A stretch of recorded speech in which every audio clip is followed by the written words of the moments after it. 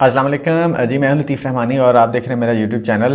चूँकि हमने differences in psychology ये भी एक सीरीज़ शुरू की हुई है जिसकी हमने एक प्लेलिस्ट बनाई है जिसमें हम डिफरेंट टर्म्स के दरमियान, डिफरेंट चीज़ों के दरमियान में जो कि साइकोलॉजी के अंदर आती हैं उनमें डिफरेंसेस देखते हैं। तो आज भी हम एक डिफरेंस देखेंगे, difference between natural reflex and conditioned reflex.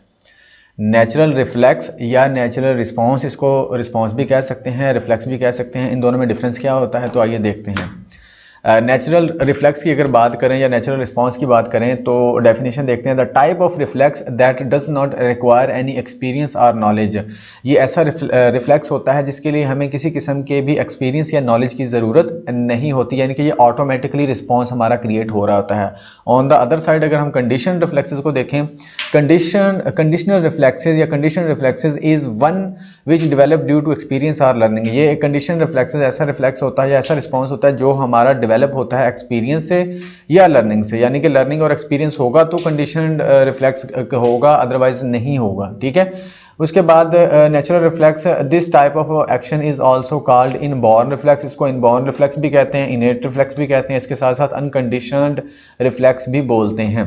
ठीक है जी, अनकंडीशनल रिफ्लेक्स भी बोलते हैं नेचुरल रिफ्लेक्स को। ठीक है, जबकि कंडीशन रिफ्लेक्स को हम लर्नड रिफ्लेक्स भी कहते हैं, कंडीशन रिफ्लेक्स को लर्नड भी कह सकते हैं। ठीक है जी, ये मतलब मुख्तलिफ नाम होते हैं, किसी तरह से भी आप इसको समझ सकते हैं। उसके बाद natural reflex, they are passed from one generation to the next generation.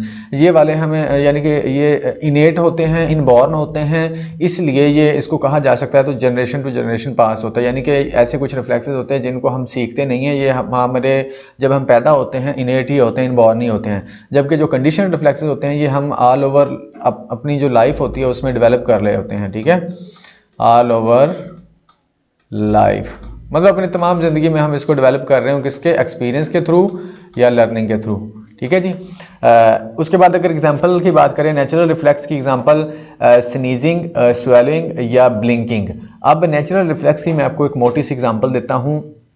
जब हम खाना खाते हैं तो नेचुरली हमारे मुंह में सलाइवा क्रिएट होता है, तो वो एक नेचुरल रिफ्लेक्स है। उसके लिए हमें लर्निंग की या कंडीशनिंग की या उसकी एक्सपीरियंस की ज़रूरत नहीं होती। ठीक है, नेचुरली है। इसी तरह से स्नीजिंग जो छींक है ये भी नेचुरली, अगर हमारे ऐसी कोई चीज़ हमें हमारे नाक में घुस जाती है या तंग करती है तो वो नेचुरली रिस्पॉन्स आता है, उसके लिए हमने कोई लर्निंग नहीं की हुई किसी से।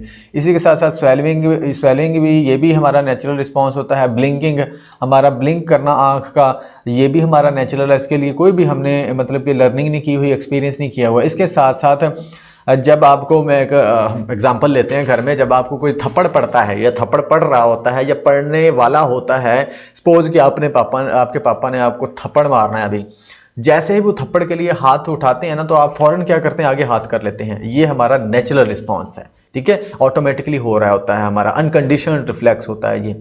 जब वो थप्पड़ से हम बचने के लिए आगे कर रहे होते हैं ना हाथ, तो वो हमारा नेचुरल होता है। इसी तरह से जब हमारी आंख में कोई चीज़ आ रही होती है, आंख की तरफ आ रही होती है या हमारी तरफ आ रही होती है, तो हम फौरन आगे हाथ कर लेते हैं। या पर्टिकुलरली अगर हमारी आंख में कोई चीज़ जाने की कोशिश करे तो फौरन हमारी आंखें ऑटोमेटिकली बंद हो जाती हैं। ये नेचुरल रिस्पॉन्स है, नेचुरल रिफ्लेक्स है, ये कुदरत की तरफ से है। ठीक है, तो इसके लिए हमें लर्निंग की जरूरत नहीं पड़ती। जबकि कंडीशन रिफ्लेक्स या कंडीशन रिस्पॉन्स की बात करें तो जो सलाइवा होता है, salivation at the site of a tasty food, किसी फूड को देखने से हमारे मुंह में अगर सलाइवा क्रिएट हो जाए, सलाइवा पैदा हो जाए, तो वो कंडीशन रिफ्लेक्स होगा।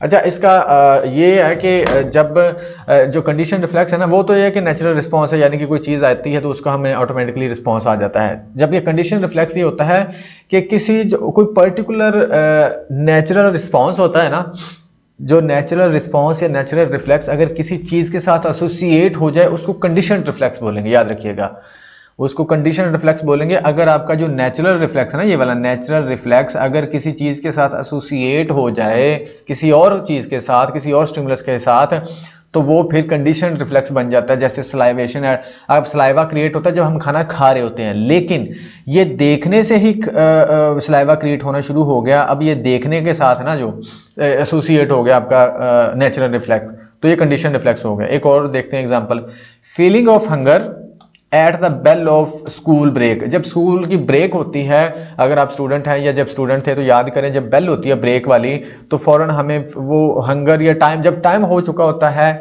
या बेल हो जाती है तो फ़ौरन हमें खाने वाली या भूख की फीलिंग आना शुरू हो जाती है। क्यों? क्योंकि हमें पहले से पता है कि जब ब्रेक होती है तो उस वक्त हमने खाना खाना होता है।